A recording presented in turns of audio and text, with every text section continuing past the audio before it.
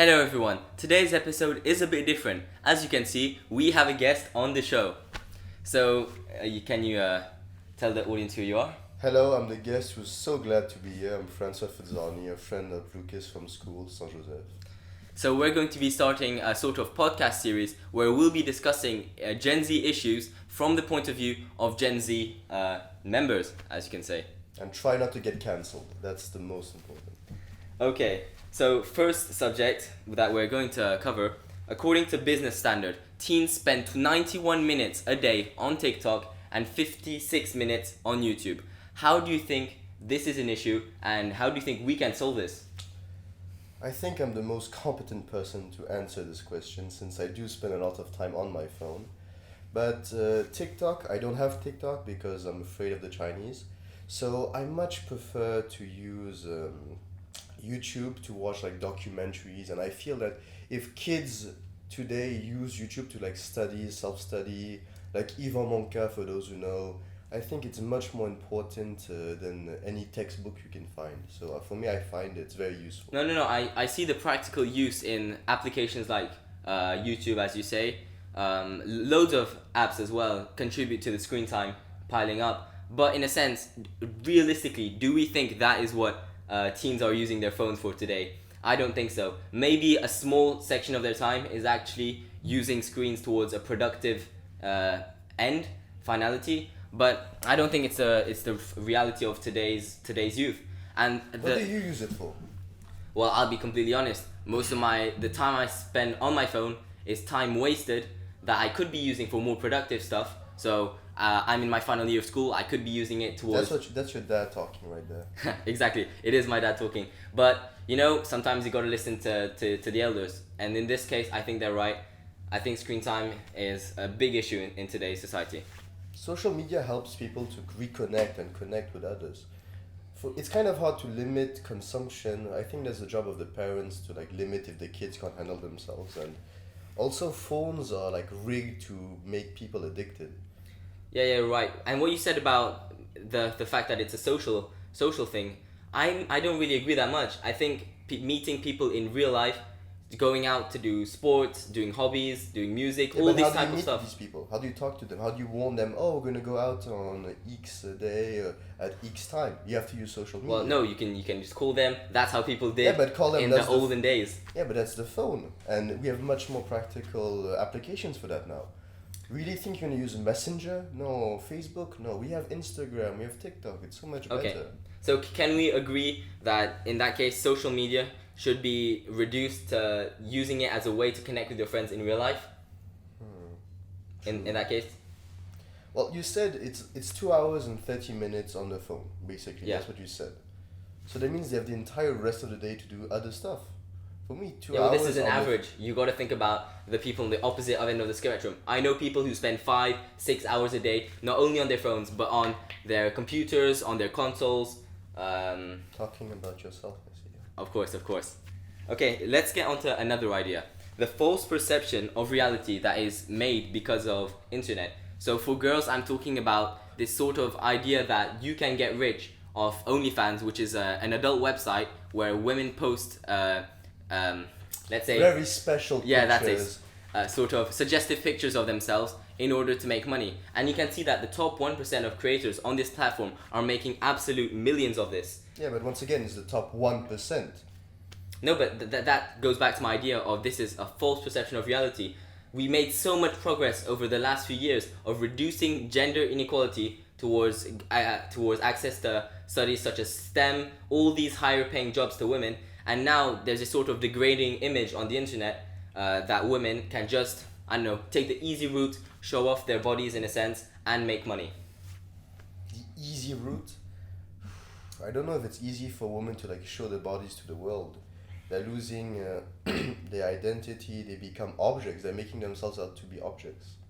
That's and true. It's the men that That's are true. paying the women these pictures, so it's also the fault of the men. For me, both parties are at fault. Very, very true. And you were talking about the men, let's go back to that. So, in today's society, I feel like a lot of young boys especially are being fueled this sort of information on the internet that they can become rich, not through study, but through all these sort of crypto and NFT money schemes. Scandals. Yeah, scandals, and even we can say what it is. These are frauds, but these people are being taught through these gurus. I'm talking about Andrew Tate, for example, that through non-conventional ways they can succeed. I don't think Andrew Tate said anything about that. Andrew Tate is a person who's trying to like re-give confidence to the male gender, albeit through unconventional ways. No. I'd say Andrew Tate's message is good in a sense. Of course, some of the things he says are taken out of context, but you can't deny that he's been involved in some of these money schemes. He did a pyramid scheme, I think, but compared to like other gurus of the internet, like you said, I don't think it's very bad. No, okay. So let's get away from Andrew Tate. I'd say that there's a lot of people out there. How can you get away from Andrew Tate?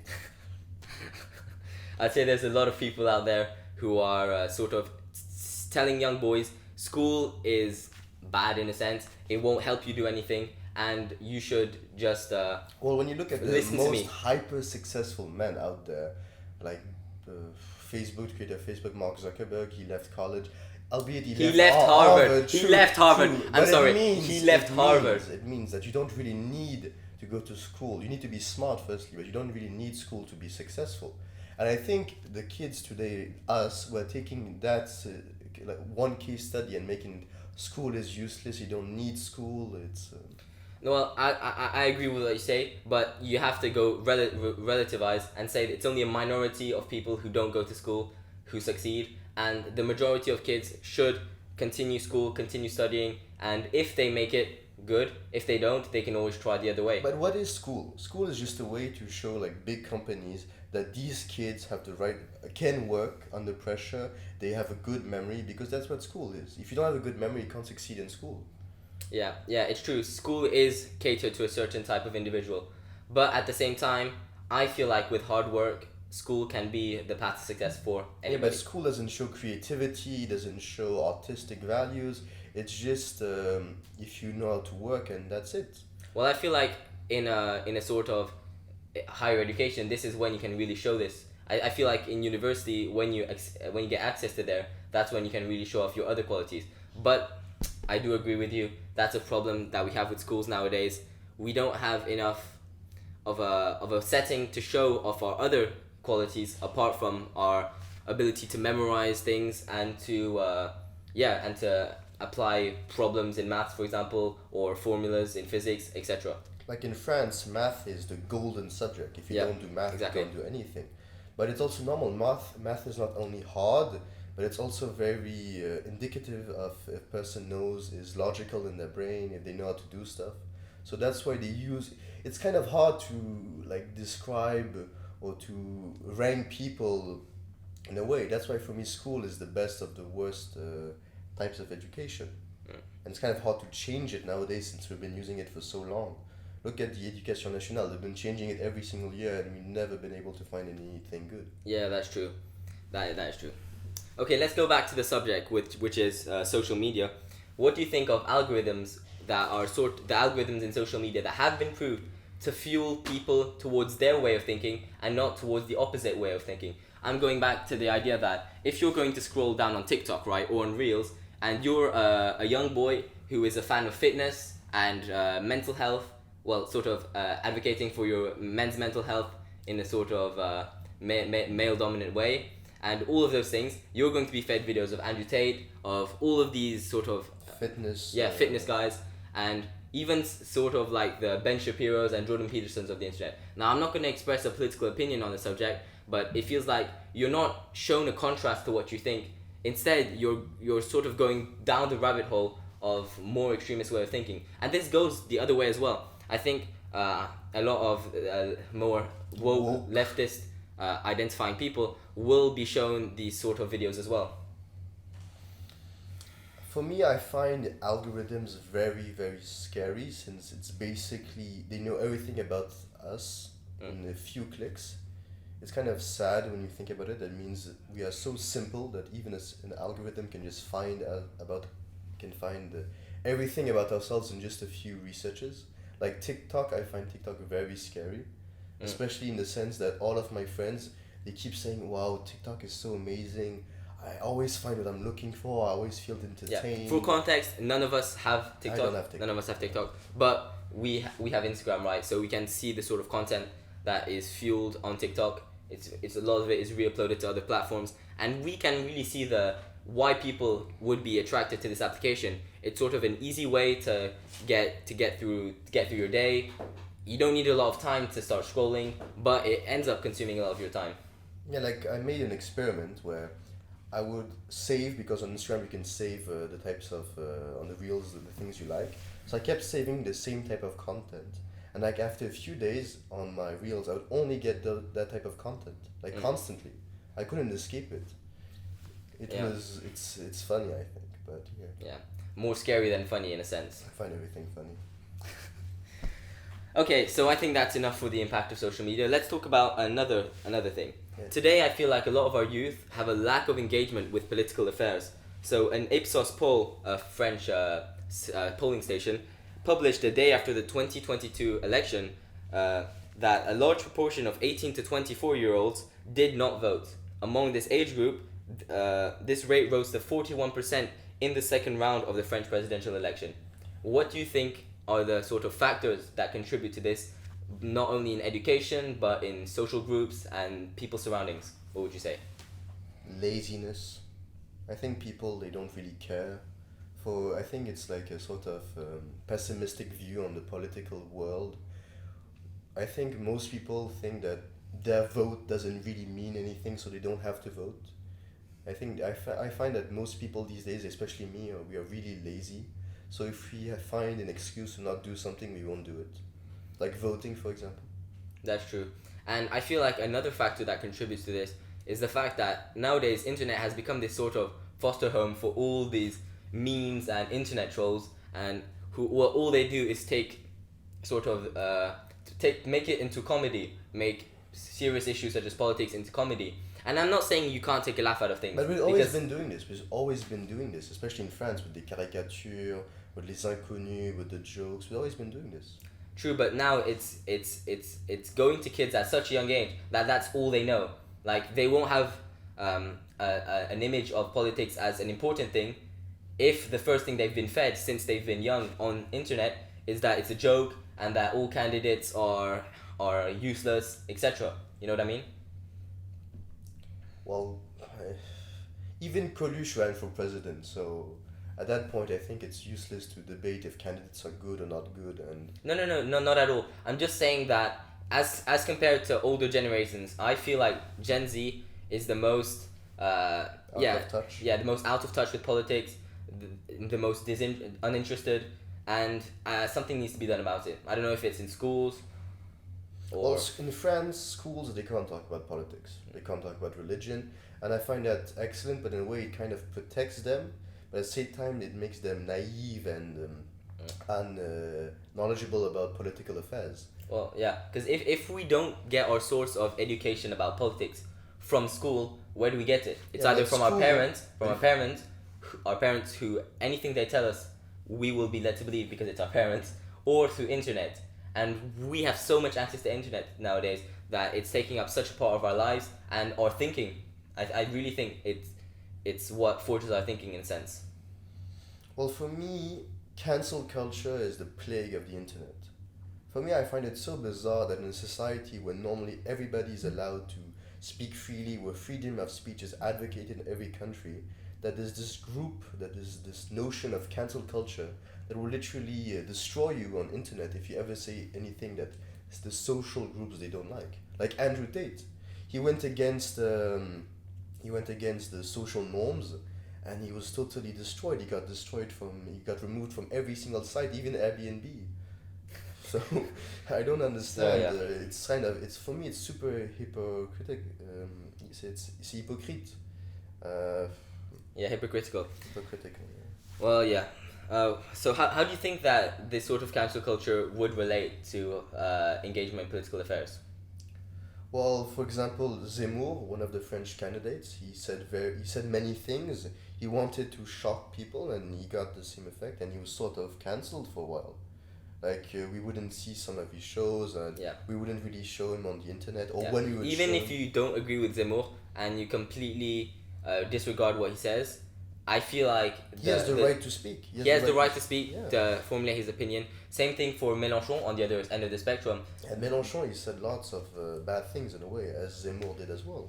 Yeah, so both of them say some questionable stuff. Some of them say some reasonable stuff.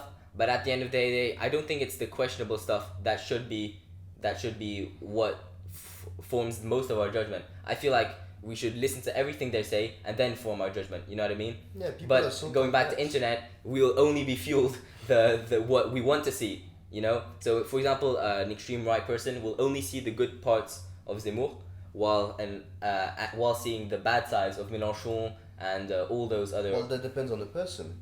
Yeah, it depends on the person. Like you know that that's what internet's doing to you. So you would obviously research the other parts. No, well, I don't want to say that I'm not a victim of it either, because I see it, but it doesn't mean that I can extrapolate myself from the situation either. You know what I mean? I don't think my way of thinking will be changed due to the internet's algorithms and all of those factors. Yeah, but that's because you're strong-headed. That doesn't have to do anything with internet. Yes, I am pretty stubborn. Okay, I think we've... Oh, actually, one last thing I'd like to talk about on the subject. What do you think of misinformation nowadays? Like all these fake articles, Fake news. fake news, Trump. all of this stupidity on Instagram, for example, I see people inform themselves through puberty, for example. Puberty, I don't know if you know this account. It posts all of these giant titles. For example, Alabama man walks on the moon, and people will believe this. They won't take it out of themselves. They don't have this mentality to go research the subject online. Well, that's mainly Americans. There are a million Americans who believe the Earth is flat. So for me, Well, I'd say that there are Lost flat earthers cause. even outside of America. yeah, well, in countries who don't have education, like in Africa, but America, come on. For me, it's a sad subject, but I find it funny once again. Okay, so And for me, if people are happy believing what they want, well, for me, we should just let them, as long as they don't bother other people. No, in my opinion, misinformation is really an issue, and when people don't have access to other ways to inform themselves apart from social media, I think that it can really forge their political thinking based on facts that aren't true. I think misinformation is very dangerous when we enter the legal aspect. Like for all of those men or women who accuse their relative partners of doing something bad. Like most of the Like Amber cases- Heard. Like Amber Amber Heard. Heard I situation. didn't want to talk about her, but like Amber Heard, because she's she's a very rare case of not being it right, but Johnny Depp was basically guilty before proven innocent. He was removed from so many of his business deals. He was removed from so many films without any type of proof or evidence. Yeah, I'm right on the legal system nowadays. We can get into the topic. I feel like the legal system needs to have their job done before anyone else, the public opinion, social media, gives any sort of opinion on the matter. Because I think we should trust the jury to give a decision. But the jury is the people. Yeah, the jury and the judge, before we give our opinion. So we might not agree with what they have to say, but I think we have to listen to all the arguments and facts presented during the trial. But like thanks to social media, we have been able to like learn so many things. Like for me, I would have not been able to learn about the Uyghur in China, for example, if not for Instagram. And for Amber Heard, with the Me Too movement, there was a strong Me Too movement at some point. It continues today. If it's a way for women who are oppressed to talk. Yeah, And that's true. That is the and good side of social that's the media. good side. That people That's the rarely good talk about. side, It but- is a platform to talk about your issue, your problems, and also a way to inform yourself if you have nothing else. But I still think people should be careful about what they take into their minds and what they leave aside, right? But societies are now so afraid of being cancelled that the second one person, due to social media, gets accused of something, they immediately cut the tail off, like lizards. That's true. So, in your opinion, social media should be a place where everyone's right to free speech should be accepted, despite what people say. I think everybody should say what they want to say, and I'm an optimist in saying that people should be smart enough to realize that not everybody's right Okay. and not So everybody's okay, wrong. so on the topic, what do you think of Elon Musk buying Twitter? South African man. I love Elon Musk. One of my people, but if Elon Musk uses his money for good, like buying Twitter, and he can do whatever he wants with Twitter. It's his society. If he can ban people, he can authorize people to talk about what they want. So for me, social media is not a tool of the people; it's the tool of the societies. Yeah, same as you. I really want to be optimistic about the Elon Musk situation.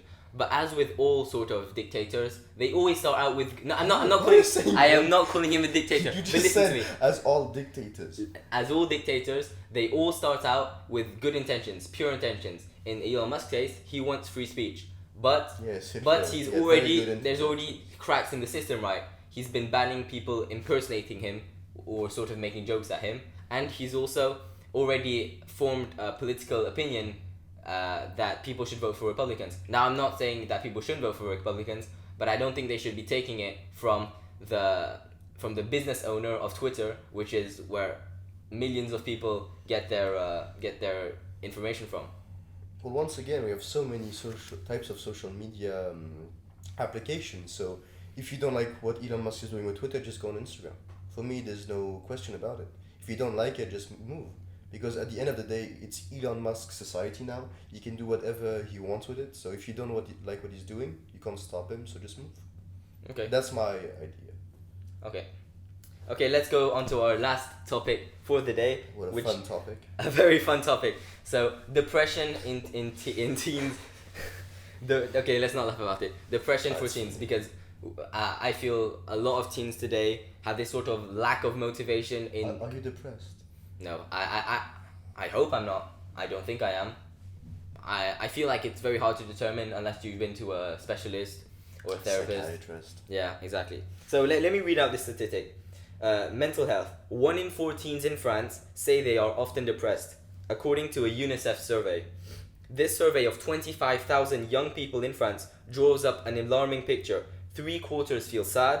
1 in 10 young people have attempted to commit suicide. So young people between 13 and 18 years old. So this is our age group, right? So what do you think of this? How do you think this is much more than numbers that were in our parents' age or our grandparents' age? Do you think? Well, what do you think causes this? Is it social media? I think in Is my it- grandparents' age, he just died of war, basically. Yeah. And so nowadays, this is the war we have to fight. So you believe that depression was always Depression has present? always been here. It's just now, thanks to and because of the leftist and woke movements, we're talking about much more. And for me, it's taken a more negative turn because depression is basically a medical, not like a disease, but yeah, it's like a disease. You can't cure. It is a yourself. disease. It is a disease. But for me, it's not.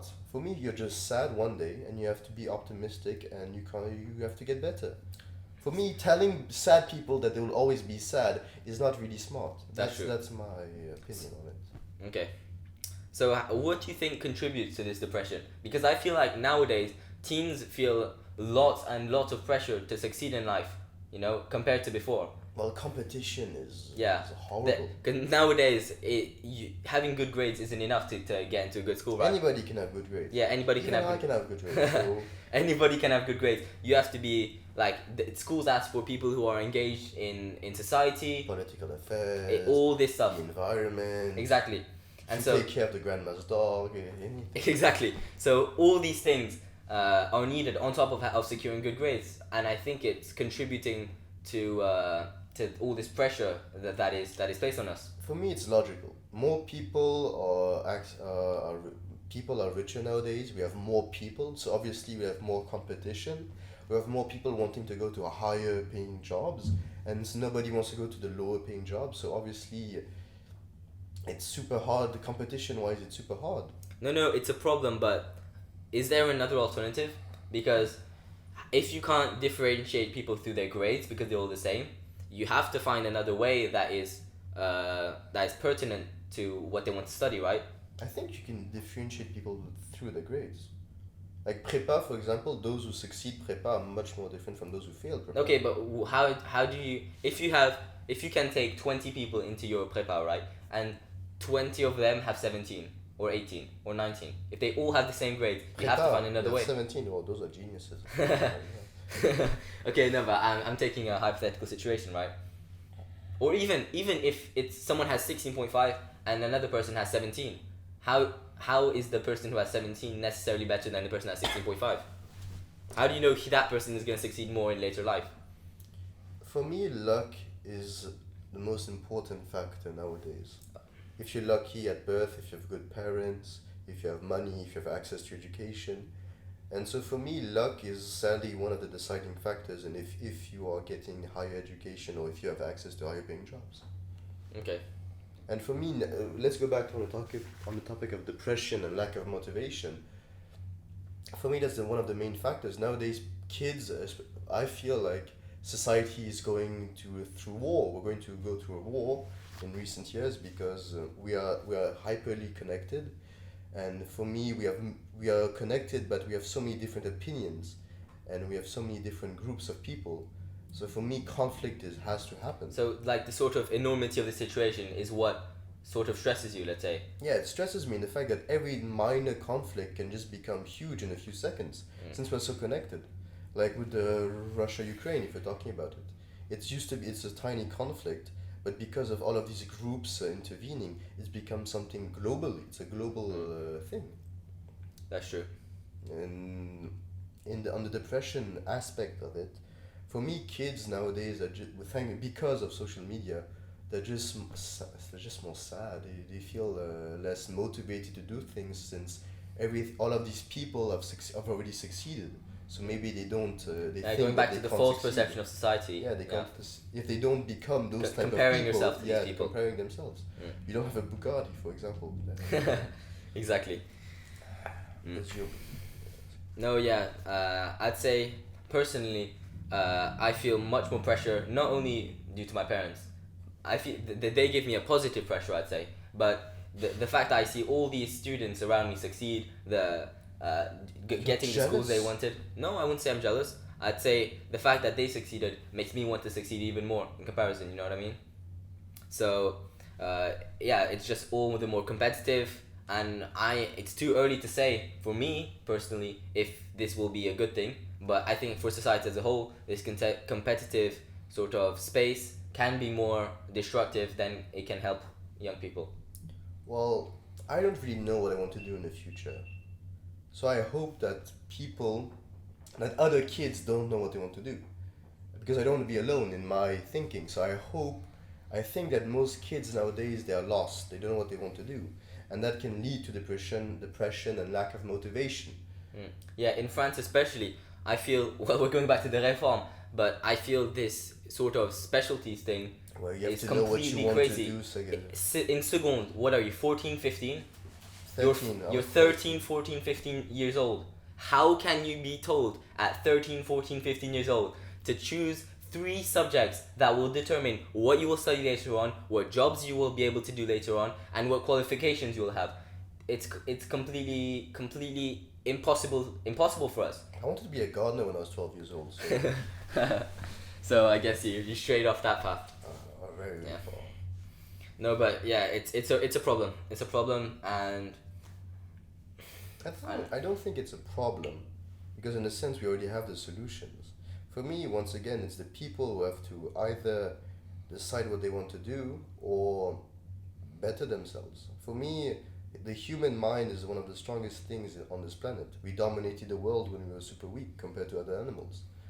So for me, as long as we put our minds to something, we will be able to do it. so you place your trust in human genius, I want to be optimistic, because otherwise you're an optimistic person, okay? I'm a cynical person. Yeah. Well, humans are complex. I mean, Okay, well, I think we've kind of rounded up all the topics today. yeah, I'll go sleep now. Thank you everyone for watching. Thank you for listening to us. If you enjoyed the episode, please make sure to like and subscribe. If you're bored, please like and subscribe. And if you want to see François again, let us know and we'll do another episode of this. Bye.